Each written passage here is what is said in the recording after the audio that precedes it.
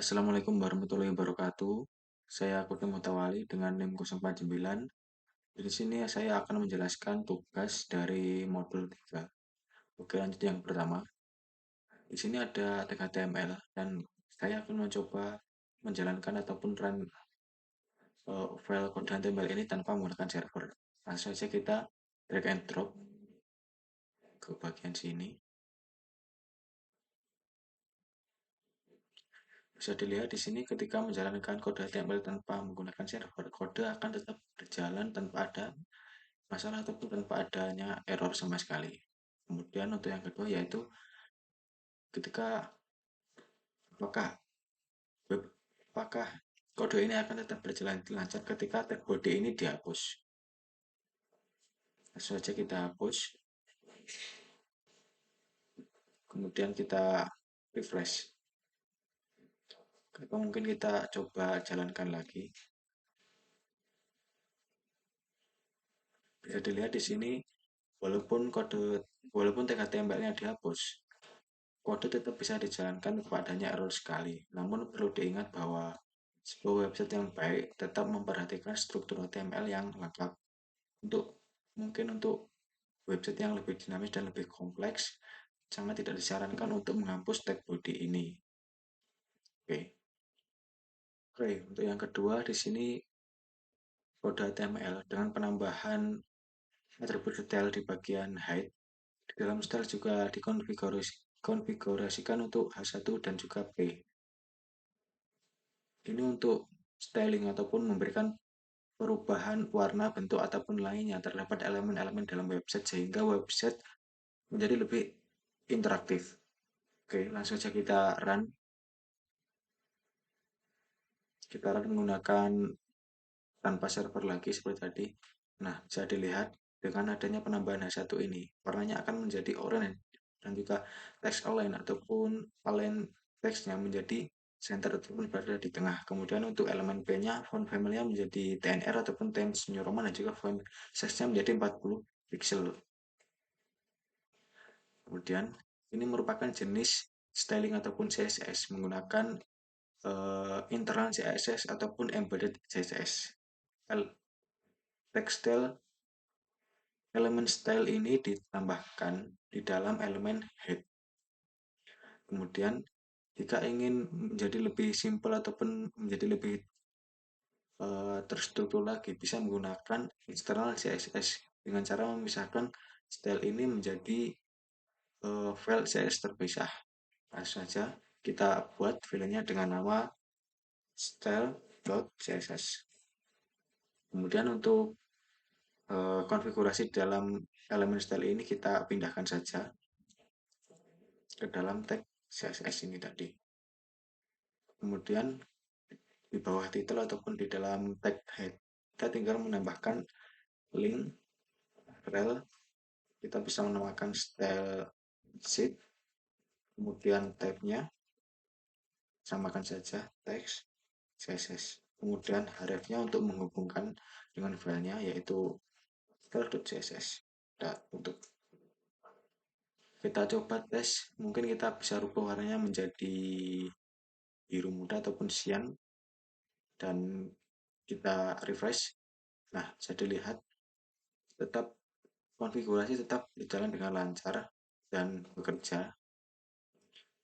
Ini merupakan sebuah teknik eksternal CSS di mana file CSS-nya dibuat secara terpisah kemudian dihubungkan melalui link ini. Pemisahan elemen CSS ini sangat memudahkan untuk pembuatan website yang lebih dinamis karena tiap elemen itu memiliki style ataupun konfigurasinya masing-masing. Oke. Oke, kemudian untuk tugas yang ketiga yaitu terdapat kode blok, kode sederhana, terdapat juga JavaScript.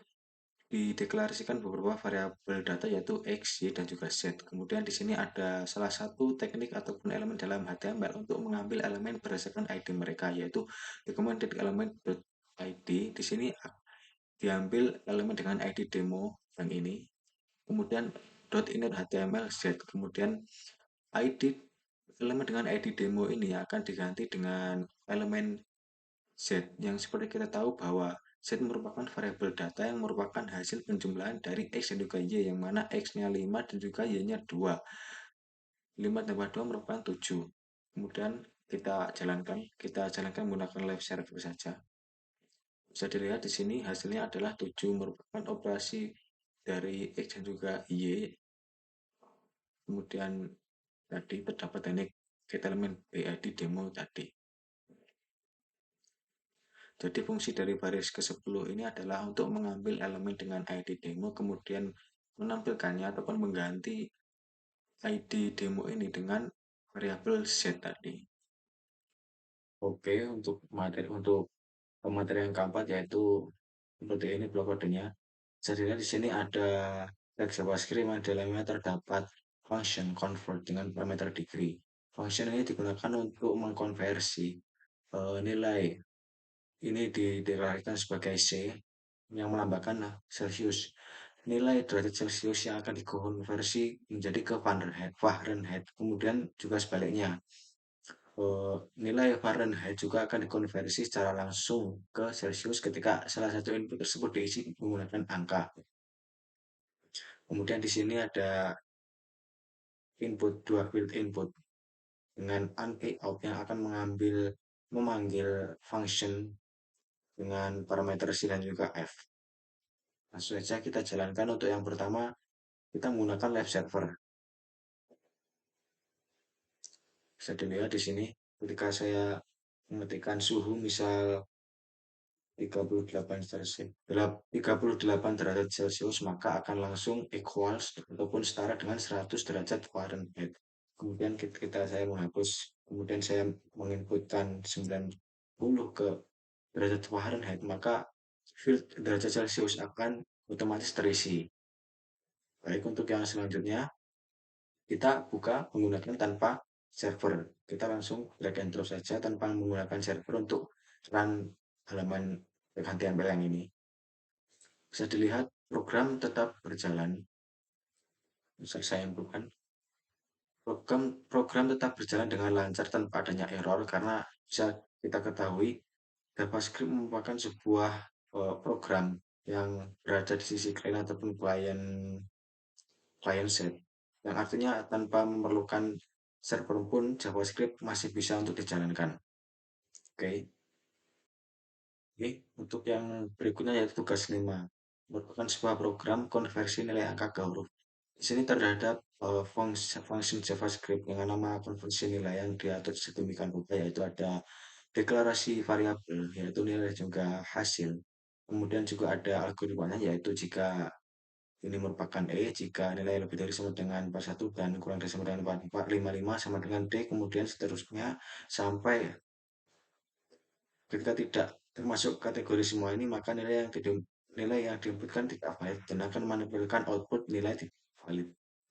Kemudian untuk hasilnya, dokumen element by ID merupakan DOM untuk mengambil elemen dengan ID hasil. Kemudian ini untuk struktur HTML-nya. Baiklah, langsung saja kita run dan kita coba menggunakan web server. Baik, di sini misal saya masukkan 50, kemudian saya klik konversi, maka akan masuk ke huruf D, seperti algoritmanya tadi, yaitu 5D. Kemudian jika 85, maka akan menampilkan hasil A. Nah, sebagai contoh 1185, maka yang ditempelkan akan huruf A. Oke. Kemudian untuk yang selanjutnya yaitu tugas 6. Tugas 6 ini merupakan sebuah kalkulator sederhana menggunakan JavaScript. Di sini terdapat function hitung dengan parameter operasi. Dideklarasikan beberapa variabel data. Kemudian ini juga ketika bilangan 1 dan bilangan 2-nya tidak valid, maka akan memunculkan output masukkan angka yang valid. Kemudian ini untuk algoritma penjumlahannya, jika tambah bilangan 1 ditambah bilangan 2, kemudian di break. Kemudian untuk yang bagian pembagian, apabila bilangan kedua